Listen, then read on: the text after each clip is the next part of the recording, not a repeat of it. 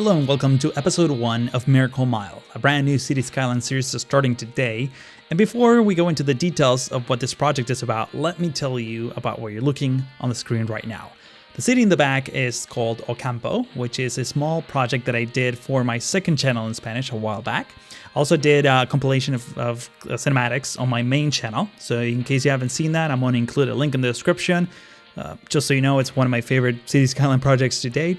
But this project in particular is going to be focused in the area around the river, in between the road that leads into town and the freeway that I'm working on right now. So what is Miracle Mile? So Miracle Mile is pretty much a made-up mall, probably built around the late 80s, maybe early 90s. When I say made up, I mean fictitious, as in I am not copying anything in particular, as I have done in previous series. And the idea for this project came from watching another YouTuber, Dan Bell, to be more specific. He has a series called the Dead Mall series, where he goes into various malls around the US, some of them completely dead, even gutted, and some others that are still alive but barely making it. For some reason, I found that really fascinating. He edits the videos in a way that are really, really entertaining, and as I was binge watching his playlist, I think he's down like, I don't know, 10, 15 episodes of these. He tells you the story behind it, what happened, what's going on right now. It was really, really fascinating. The whole eerie sensation of a mall that's still alive but not really quite making it was really compelling to me. So that's why I decided to sort of adapt that format into my Cities Skylines projects. In fact, you're probably going to see some similarities in the format, in the way this series is put together compared to his, especially around the intro of this series in particular, which the idea behind that one was that maybe this is a commercial that this not super upscale mall put together for to attract local shoppers. In my mind, since this is not going to be a huge mall, they didn't have a whole lot of budget for advertising, so they just used some random stock footage and they just intercut some clips from the mall itself with like really cheesy camera movements, stuff like that. I thought it was pretty funny. So you can let me know in the comments what you think, because a lot of people I show that to, they were like really like, yeah, that looks awesome. And by the way, some of the 3D assets that you saw there, actually all of the 3D assets, the custom 3D assets that you saw during the intro, were done by B Schoolhausen, including that awesome like logo reveal at the end with little stars flying in 3D, all of that. That came out amazingly well. So thank you so much for putting that together. He's also working on some other custom assets for this series that are yet not completed, but hopefully he'll have some time to get that done in future episodes. Also, I want to make a quick remark here and just give some kudos to King Leno, who's, he's known for putting some really awesome mall assets into the workshop, but he's tweaking a few of those so that I can showcase them on this very series as well. So huge thanks to King Leno as well. I'm going to be including links in the descriptions of future videos as I use those assets, so you can also get them into the workshop and just use them yourself. Okay, so let me I have a whole list of things that I want to talk about, by the way. Let me tell you about the format for this series. So the way I'm thinking about, first of all, the scope for this series is very small. I do want to detail the area around the mall, and that's it. We're not going to even get closer to the city of Ocampo. We're going to be just like seeing that in the distance. Think of it as just like the background decoration for this little scene. I'm hoping to get this done in between 4 to 6 episodes. And I know that last time I said, hey, let's make a really short series, I ended up doing a whole year of Sinu. So I'm really hoping that this one is not as long as that one. Fingers crossed. Now, when it comes to release schedule, as I'm sure you know if you've been following my channel for any amount of time, I tend to post one video a week that's about 30 minutes long. But in this case, I wanted to try something different. Since this is a short series and maybe I have some more wiggle room to experiment with things, what I'm going to try to do is, instead of doing one long video a week, do 2 short episodes a week. I feel like that's a bit more engaging format. Now, the only worry that I have is whether or not I can pull it off because, well, I definitely don't want to pre-record the whole season or the whole series. But I have already recorded episode 2, and even though this one is on the longer side at 21 minutes, the episode after I think it's like 15 to 16, 17 minutes, something like that, which is significantly shorter than the types of videos that I do. So my worry again is whether or not I will have enough time to actually do and produce 2 videos a week. I think I might be able to do it. Getting these 2 first episodes was relatively, quote unquote easy. But if not, if this is a terrible idea, I'll definitely switch back to my once a week format, and we'll take it from there. But I'm confident I might be able to pull this off. I'll keep you posted on that, and you probably just notice me not posting 2 videos one week, and that's how I failed miserably. But hopefully it doesn't get to that. Now, I do want to answer some questions ahead of time because I know I'm going to get this question because I get it on every single Cities Skylines project I make. Actually, these are 2 questions. Question number 1, what map is this? Question number 2, what map theme is this? Let me start with the easy one. What map theme this is? Cedar Valley 4K. I might be a bit biased, but I still think it's one of the best themes that's out in the workshop. It's still like really crisp and yummy, and also made a lot of sense to use this theme because Ocampo was built using this theme. Now, one thing I did though is use Theme Mixer to swap the sand texture from another theme, which I'm sure you can imagine where I got the sand from. Yes, it's the sand from Sino, which happens to match perfectly well with this look. Now, talking about looks, I want to make a quick remark as well here. The lots suddenly changed in between this clip and the previous one, and they're going to change again in just a second. This, by the way, is a mistake. I was trying different color configurations. By the way, the lot that I've been using this whole episode and this one are custom lots. That's why, hence the error, I guess. I didn't realize that I was recording using a different lot because every time you restore the game, you kind of forget. You have to go through this checklist of settings. In any case, I'm definitely keeping the previous lot, which is much more desaturated. You're going to see it in a second again. And I wanted to give it that eerie aesthetic looking sensation. Probably will be even great. This is the one I'm going to keep, by the way. Probably give it a bit more ambience by adding some rain. Unfortunately, the rain doesn't translate great into YouTube videos because the compression and the particles just don't go very well together. But yeah, that's sort of the idea behind it because it's an abandoned kind of situation area thing. I don't know what I'm saying, but that's it. Now the last topic this is not the last topic. I have a lot of other topics, even though it's been already half a whole episode and I haven't talked about what I'm building, even though, it's not like I have to talk about what I'm building. You already see me do these kinds of things many, many times. There are some interesting things that I'm doing that I will definitely tell you about, but I do want to get all these topics. This is the first episode. I feel like I'm introducing a lot of new things, and that's why I'm taking my time to do this. Yeah, so last thing I want to talk about in terms of assets is the map, because I do get this question all the time. What is the map? How, is it in the workshop? How do I get it? Here's the thing. I feel bad if I post this map, because this map, I literally put it together in 5 minutes. I'm not kidding. I'm not exaggerating either. I used terrain.party, which is a website that allows you to create height maps from real locations. And I did this for Ocampo, I don't know, it feels like a year ago. And that's about right, actually. And I just grabbed the tree brush, just put some trees around, had some hills, had a river, then that's it. That's all I wanted.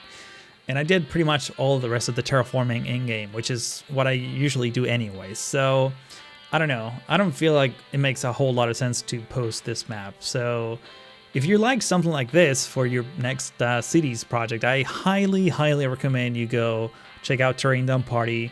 pick a place using Google Maps. Use the 3D feature of Google Maps. Grab a place that has like some interesting geography, some topographic features that you enjoy, and then go to terrain.party, find that location, grab the height map, import it into the map editor, and you're done. That's pretty much it. And then you can just focus on your city and then alter the different things that you need for, as you need them, instead of just doing one massive map. And if you do want to, go the Flux way and just have like an ultra detailed map that has like incredibly realistic geography, well, make sure to post that on the workshop so that everyone else can see it and other people can take advantage of that. I don't know. I wasn't planning on talking about that, but I do want to make that comment because I know I'm going to be asked that quite a bit in the comments of this video. Now, last two quick topics that I do wanted to talk about is, first, I posted a couple days ago a vlog where I talk about the future plans that I have for the channel. This is sort of the first proper vlog I've done where I talk into a camera. So if you're interested in that, it's about 17 minutes of me ranting about various things. It has some really cool, interesting B-rolls, and it has a ton of timestamps where you can just jump through the different topics. You don't have to sit through the whole thing if you want to go to a specific part of the video. The next thing that I want to talk about is something that came out from that vlog, which is Patreon. I've been asked by many of you throughout the years, why don't I start a Patreon campaign? Well, I have done that now. In fact, many of you already have become patrons at the time of this recording. So I really, really do appreciate that. For those of you who have no idea what Patreon is a platform that allows you to donate some money to creators like myself and others as a way of supporting the content that they produce. So in my case, if you donate any amount of money, one of the perks that you get is that, you can access my videos before they actually hit YouTube. So for example, if you go to patreon.com/Trucktoaster right now and you donate any amount of money, you can watch episode 2 of Miracle Mile right now because it's already uploaded and it's available for patrons. Just to make things clear, I'm not planning on creating exclusive content for Patreon. All of the videos that I make will eventually make its way to YouTube. But as a thank you for those who contribute, they can watch the videos before everyone else. And for those who chip in a little bit more, they will have their names featured at the end of every one of my videos. So if you want to know more about this, again, go to patreon.com/Trucktoaster. There's a little video that I put together that explains this in great detail. But that's it. That's all I'm going to say about that. Now it's finally time to talk about what I'm building on the screen right now. One thing I want to point out that I forgot to mention this before is that I'm going for quite a bit of level of detail here. So, the main thing is that Ocampo, I think I've used like maybe 5,000 props in total, which means I have quite a bit of wiggle room to add a lot of props. So if I feel like adding 2,000 decals, I'll certainly add 2,000 decals. I'm not planning on building anything else on this map. Certainly not a huge city or anything like that. If I want to do that, I'll probably start a new map. But what that means is that I can pretty much add every single prop that I want. So I was taking the time here to really add every single sign that any other interchange would have. So from the chevrons that you saw me add on the curve over there, to this road markings that I'm doing over here. Many of these, don't get me wrong, I'm still trying to be kind of frugal and not just waste resources because my computer still needs to render all this, even though by the time I'm done with episode 1, I think the frame rate dropped to like 10 or 15 FPS and it started on like 20 something. But it's totally worth it. Sino, in case you were wondering, by the end, I think I was around 6 to 7 frames per second if I looked at the city. And in some cinematics, I even like turn on, or I would turn off the LODs so that the real models will show up for the extra level of detail. And then at that point, I think it would go down to like 1 frame per second. So it was basically a slideshow more than a video game. But as you can see here, I'm adding a lot of tiny little details. In this case, some like rumble strips stripes, sorry. So the cars that come from the curve have the right of way, and the ones coming on a straight line have to yield for the merging traffic. I guess I was gonna say oncoming traffic, but it's more of a yielding traffic there. And obviously using a lot of plopple asphalt to sort of cover the gaps between the pavement and the different nodes of the roads.